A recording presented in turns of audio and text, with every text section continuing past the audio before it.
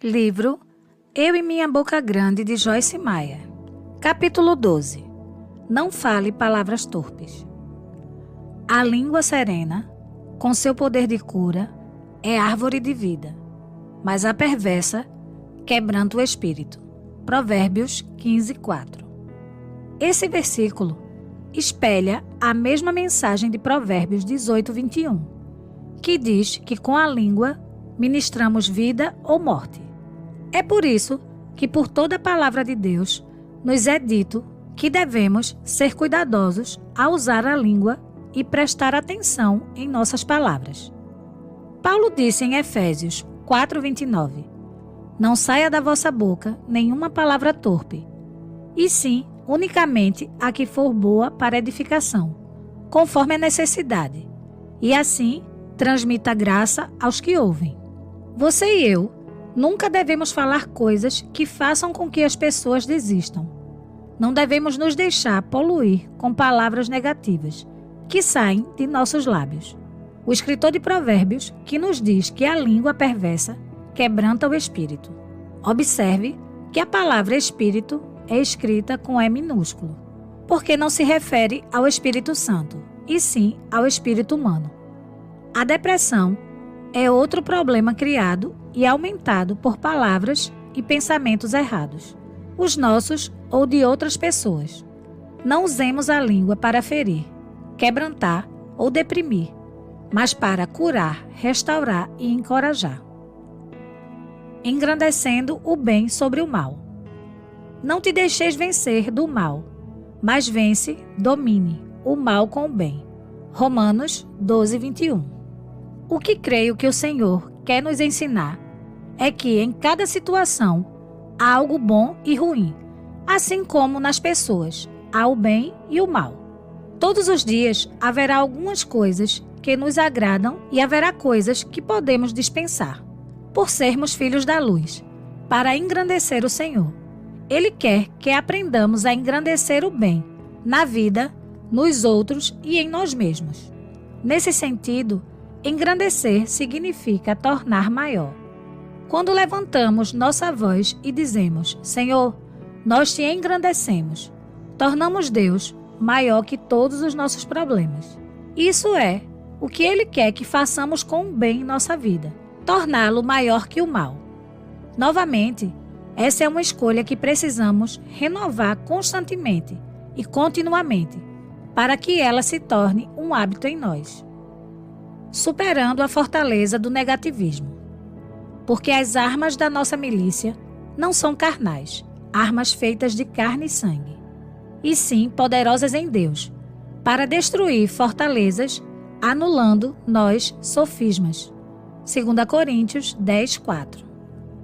A Bíblia fala sobre fortalezas que são construídas dentro de nós, especialmente na mente. Até que tais fortalezas sejam destruídas, elas vão nos causar problemas. O Senhor me mostrou que uma fortaleza é como um muro de tijolos. Ela é construída com um tijolo de cada vez, pelo revezamento de certos tipos de pensamentos. Poderíamos dizer que, por termos os mesmos pensamentos repetidamente, por um período de tempo, criamos sulcos na mente. Uma vez estabelecidos, esses sulcos ou formas habituais de pensar e ver as coisas se tornam muito difíceis de mudar. Uma vez, aconselhei uma jovem que tinha uma autoimagem terrível. Isso aconteceu porque durante toda a vida foi-lhe dito repetidamente que não prestava e nunca seria grande coisa. Quando ficou mais velha, ela começou a reprisar aquela mensagem. Eu não sou boa, nunca serei grande coisa. Deve haver alguma coisa errada comigo. Senão, as pessoas me amariam e me tratariam bem. Entendo como essas fortalezas são construídas na vida de uma pessoa, porque aconteceu comigo. Como disse, eu era muito negativa, nos pensamentos e palavras, porque muitas coisas negativas aconteceram comigo e me foram ditas. Cresci num ambiente negativo, cercada de pessoas negativas que olhavam as coisas de forma negativa. Aprendi a ser da mesma maneira. E quando cresci, senti que estava me protegendo, por ter uma visão negativa da vida. Pensava que se não esperasse que nada de bom acontecesse comigo, não ficaria desapontada quando acontecesse. Lembre-se, eu era deprimida e difícil de lidar. Também tinha muitas doenças físicas associadas a pessoas negativas. Em meu ministério, conheço pessoas assim o tempo todo. Assim como eu, elas foram criadas em um ambiente negativo. Por isso, têm um espírito negativo. Não é agradável conviver com pessoas assim. Não são agradáveis nem para si mesmas, mas há uma maneira de evitar que nos tornemos negativos, ou superar isso se já somos. Um relatório negativo. E diante dos filhos de Israel, infamaram a terra que haviam espiado, dizendo: a terra pelo meio da qual passamos a espiar é terra que devora os seus moradores. E todo o povo que vimos nela são homens de grande estatura. Números 13:32. Aqui está uma verdade que eu gostaria que você tomasse posse. Deus considera negativos os relatórios ruins. É por isso que o título deste capítulo é Não fale palavras torpes.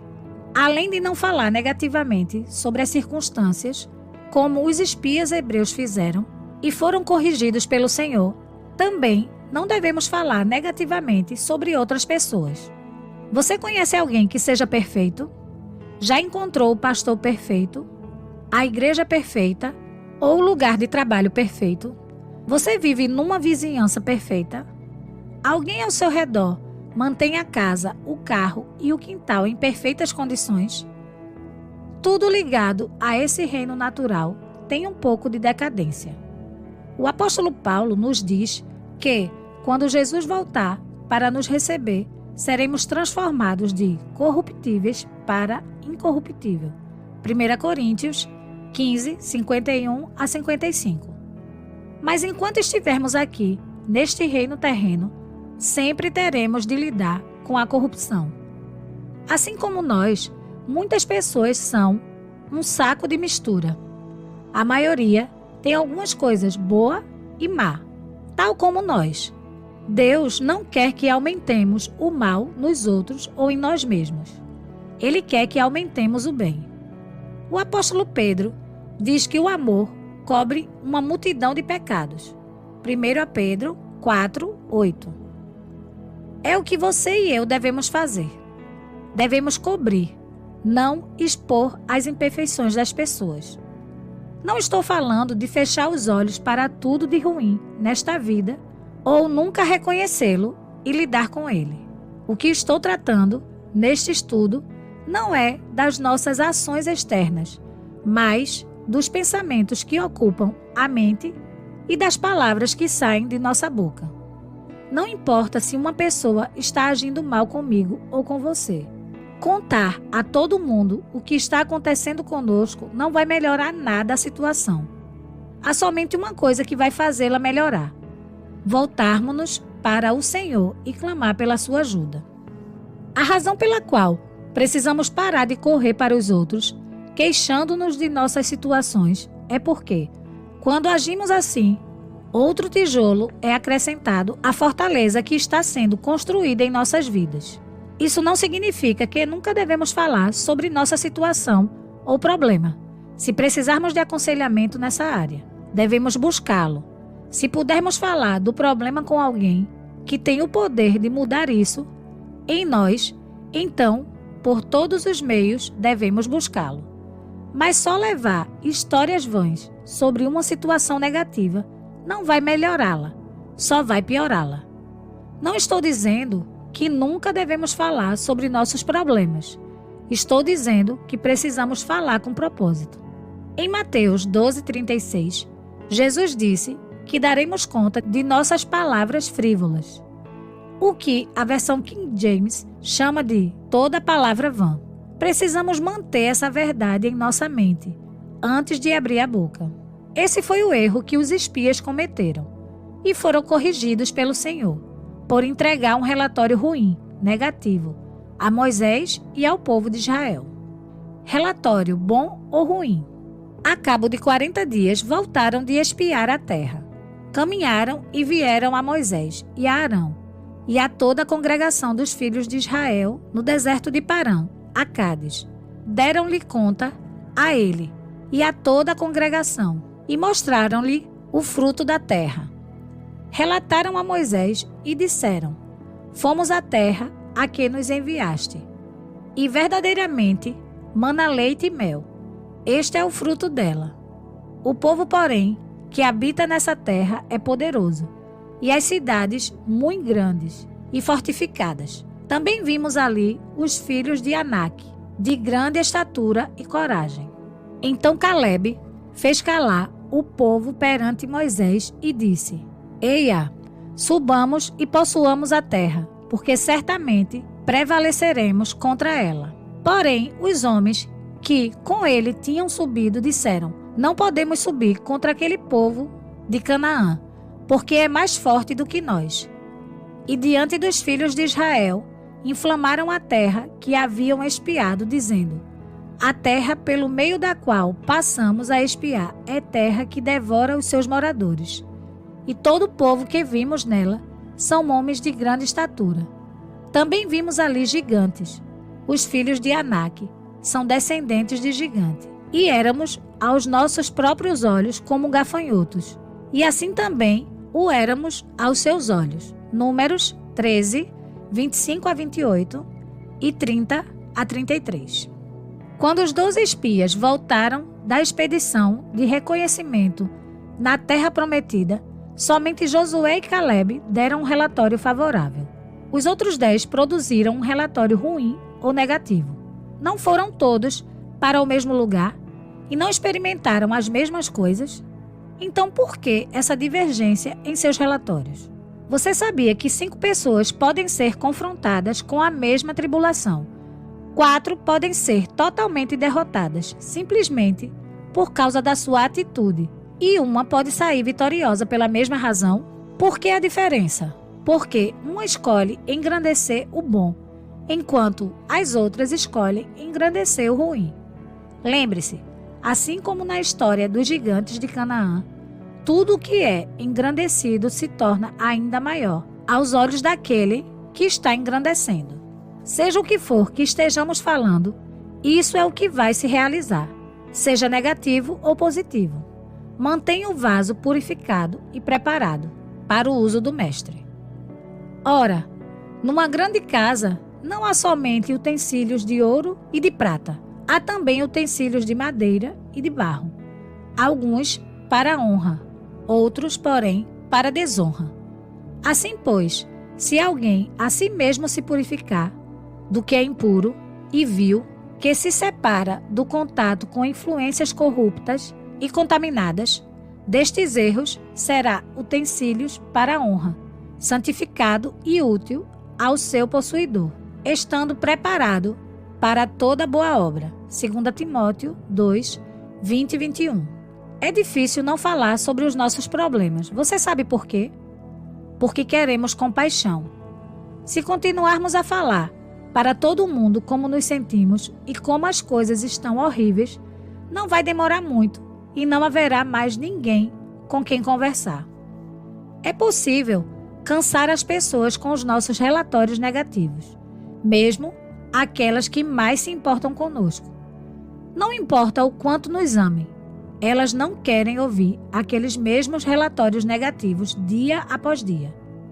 Uma razão é porque já têm seus próprios problemas e não querem nem precisam suportar os nossos. Isso é compreensível. Quantos de nós podem verdadeiramente dizer que quer ouvir os problemas de alguém o tempo todo? Se a questão é essa, talvez nós é que precisamos de acolhimento e oração. Você e eu temos 2 responsabilidades em relação aos relatórios ruins. Primeiro, não produzi-los. Segundo, não recebê-los. Cada um de nós tem uma responsabilidade de não falar negativamente e não permitir que falem conosco dessa maneira. É nossa responsabilidade ajudar-nos uns aos outros, de forma piedosa, evitando pensar e falar negativamente sobre os outros, sobre nós mesmos ou sobre as situações que todos temos de enfrentar. Quando as pessoas vinham fazer fofoca, Eu pensava que era obrigada a escutá-las. Tenho de admitir que havia uma parte de mim que queria ouvir. Então, eu me escondia atrás da desculpa. Bem, não posso dizer-lhes que não me contem essas coisas porque não quero ferir seus sentimentos. Não é o que o apóstolo Paulo nos diz nesses versículos que vimos em Efésios 4. Paulo disse que não devemos permitir que nem a nossa mente, nem a dos outros, seja poluída, de acordo com o que Paulo escreveu ao seu jovem discípulo Timóteo. Você e eu devemos ser vasos limpos. Devemos nos manter puros e ajudar os outros a se manterem puros também. Para isso, devemos pensar e falar da maneira que Deus quer que pensemos e falemos. Devemos estar sempre conscientes de nossos pensamentos e palavras, porque Deus ouve e registra cada um deles em seu memorial. O memorial escrito de Deus. Então, os que temiam ao Senhor falavam uns aos outros. O Senhor atentava e ouvia. Havia um memorial escrito diante dele para os que temem ao Senhor e para os que se lembram do seu nome. Malaquias 3,16. Creio que alegra o coração de Deus quando ele nos ouve dizer a coisa certa. E também acho que ele fica muito infeliz quando usamos a língua para fofocar, murmurar, acusar, maldizer e causar problemas para nós mesmos e para os outros, quando aumentamos nossos problemas em vez de exaltar a Deus. Pense nisto. Você e eu temos a oportunidade de agradar o coração de Deus, engrandecendo em nossas conversas. Podemos andar como filhos da luz, sendo sal e luz para o mundo, engrandecendo o nome do Senhor, ou podemos engrandecer o inimigo e sua obra. Lembro-me de como eu era antes que o Senhor me revelasse muitas dessas verdades que estou compartilhando com você neste livro. Eu era tão negativa e crítica. Podia entrar na casa de alguém que havia sido redecorada recentemente, que em vez de admirar todo o bom trabalho que havia sido feito, tudo o que eu conseguia ver era uma área minúscula na qual o papel de parede não estava perfeito. Bem, você tem de consertar aquilo, eu diria, ignorando totalmente todas as coisas boas que haviam sido feitas. Por acaso, eu tenho uma daquelas personalidades que mostram os problemas. Isso não é de todo ruim, porque se ninguém mostrasse os problemas em minha vida e em meu ministério, nós teríamos problemas. O Senhor me mostrou que não posso sair por aí engrandecendo os problemas e ainda ter paz e alegria. Embora haja problemas em minha vida e em meu ministério, não vai abençoar, ajudar, edificar ou encorajar a mim ou a qualquer outra pessoa se eu engrandecer tudo de negativo que vejo. Não significa que eu ignore os problemas e nunca lide com eles. Significa que tenho que colocá-los na perspectiva adequada. Hoje, quando entro na casa de alguém que foi decorada recentemente, embora ainda veja imperfeições mínimas, não mais me concentro nelas. Pelo contrário, eu digo alguma coisa assim: adorei seu carpete. Encontro algo pelo qual ser positiva e encorajadora. E mais tarde, em particular, posso apontar o problema mínimo com o papel de parede, dizendo: talvez você queira colar este pequeno rasgo. Como vê, há uma forma adequada de lidar com assuntos sensíveis. A Bíblia diz que Deus vê como lidamos com todas as circunstâncias da vida. Dê o bom relatório, não o relatório ruim. Os amalequitas habitam na terra do Neguebe. Os heteus, os jebuseus e os amorreus habitam na montanha. Os cananeus habitam ao pé do mar e pela ribeira do Jordão. Números 13:29. Quando os 12 homens voltaram com seus relatórios, depois de espiar a terra que o Senhor lhes tinha prometido dar, eles falaram sobre os diferentes povos que a ocupavam: os amalequitas, os heteus, os jebuseus, os amorreus e os cananeus. Cada um desses eus representavam um problema diferente para os filhos de Israel. É por isso que 10 dos 12 relataram: sim, é uma terra que mana leite e mel, mas, e são sempre os mais, que nos causam problemas na vida. Esses 10 desafiaram os milhões de israelitas que estavam decidindo se deveriam atravessar o Rio Jordão e tomar posse da herança.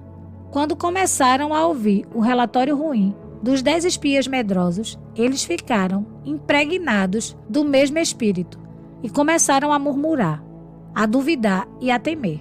Como vimos no versículo 30, Caleb viu o que estava acontecendo e imediatamente levantou-se e tentou acalmar o povo, assegurando-lhe que, com a ajuda do Senhor, eles seriam capazes de ir e dominar a terra. No entanto, em vez de ouvir o bom relatório de Caleb e Josué, o povo de Israel preferiu ouvir o relatório ruim dos 10. Todos os dias, temos a oportunidade de gerar um relatório bom ou ruim, de engrandecer o Senhor ou engrandecer o inimigo. É por isso que o Senhor nos deu esta palavra, para que escolhamos usar a língua não para falar mal, mas para falar bem. Tempo de estar calado e tempo de falar. Tudo tem o seu tempo determinado, e há tempo para todo propósito debaixo do céu. Tempo de estar calado e tempo de falar. Eclesiastes 3, 1 e 7. Como vemos nessa passagem de Eclesiastes, há tempo para tudo. Há tempo para lidar com os problemas e há tempo para deixá-los. Há tempo para mostrar a alguém que seu papel de parede está destacado e há tempo para ficar calado sobre isso. É sábio saber quando falar e quando não falar. Mas, como regra geral, é sempre tempo de exortar e encorajar os outros. Mark Twain costumava dizer que ele conseguia viver 2 meses com um bom elogio. Eu creio que isso seja verdade para quase todos. O diabo está fazendo um ótimo trabalho ao destruir e derrotar todo mundo. Ele não precisa da nossa ajuda. Precisamos estar do lado de Deus, não do inimigo. Isso é parte do nosso problema. Nossa natureza caída sempre se inclina para o lado errado das coisas. Ela quer sempre encontrar falhas e engrandecer os problemas. Mas nossa natureza, nascida de novo, quer abençoar e engrandecer o que é bom. Como sempre, a escolha final é nossa. Esqueça o passado e prossiga. Irmãos, quanto a mim, não julgo havê-lo alcançado ainda. Mas uma coisa faço. Essa é a minha única aspiração, esquecendo-me das coisas que para trás ficam e avançando para as que diante de mim estão. Prossigo para o alvo, para o prêmio supremo e celestial da soberana vocação de Deus em Cristo Jesus. Filipenses 3, 13 a 14. O diabo quer que cada um de nós se concentre em quantas vezes falhamos, em vez de em quantas vezes acertamos. Quer que focalizemos nossa atenção no quanto ainda temos de andar, em vez do quanto já avançamos. Mas o Espírito de Deus quer que nos concentremos em nossas forças e não em nossas fraquezas, nas vitórias e não nas derrotas, nas alegrias e não nos problemas. É por elas que deveríamos estar engrandecendo, pelas obras do Senhor, e não pelas obras do diabo.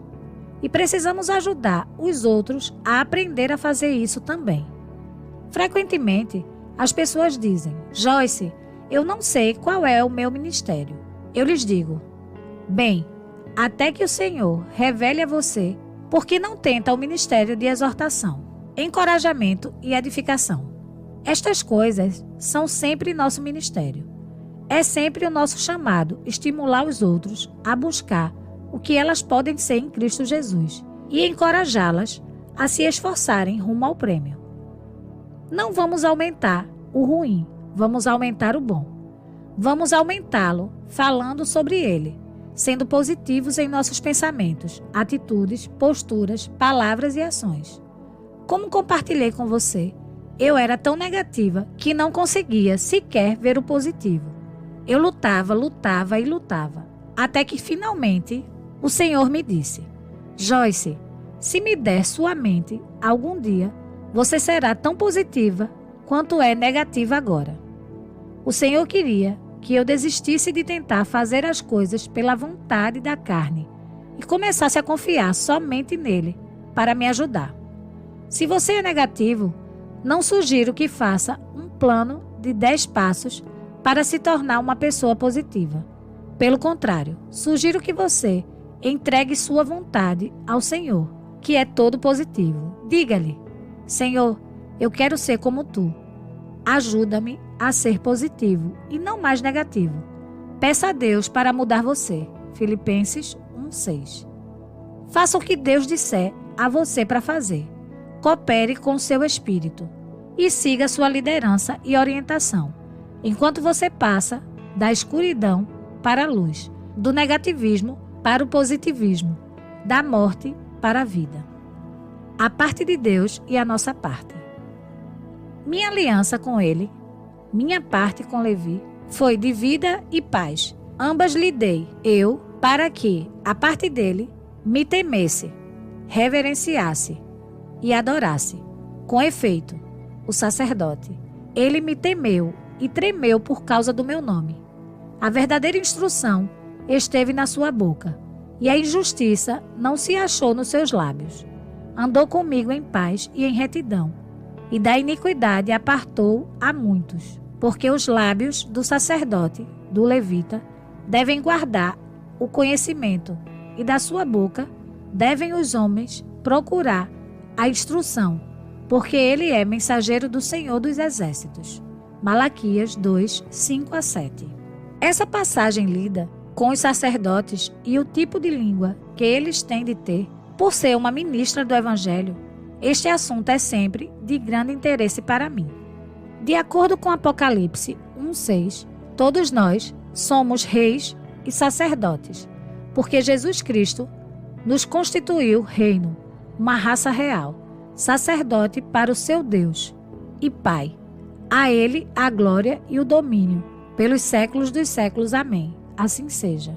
Por isso, cada um de nós deve prestar bastante atenção nesse versículo, que nos revela que Deus tem uma aliança com seus sacerdotes. Numa aliança, cada um tem sua parte. Em nossa aliança com o Senhor, Ele tem uma parte e nós temos outra. Ele se compromete a nos dar vida e paz. Nossa parte é reverenciá-lo, temê-lo, honrá-lo e admirar o seu nome. Se tivermos reverência e temor ao Senhor, se honrarmos e exaltarmos o seu nome, então não mais usaremos a língua para falar mal do seu povo, a quem servimos como os seus sacerdotes. A raiz das más conversações. Portanto, és indesculpável, ó homem, quando julgas quem quer que sejas, porque no que julgas a outro, a ti mesmo te condenas, pois praticas as próprias coisas que condenas, que tu censuras e denuncias. Romanos 2:1. Você sabia que a fofoca, a difamação, a maledicência e a falsidade têm uma raiz como uma árvore, uma flor ou uma erva? A raiz dessas coisas é o julgamento, e a raiz do julgamento é o orgulho. Quando falamos mal dos outros é porque pensamos que somos melhores que eles. Uma vez estava falando de alguém e o Espírito do Senhor me disse: quem você pensa que é? Aos olhos de Deus, pecado é pecado e errado é errado. Tudo isso é desagradável e detestável para Deus e também é perigoso. É por isso que Jesus nos avisou em Mateus 7:1-2. Não julgueis, para que não sejais julgados, pois com o critério com que julgardes, sereis julgados, e com a medida com que tiverdes medido, vos medirão também.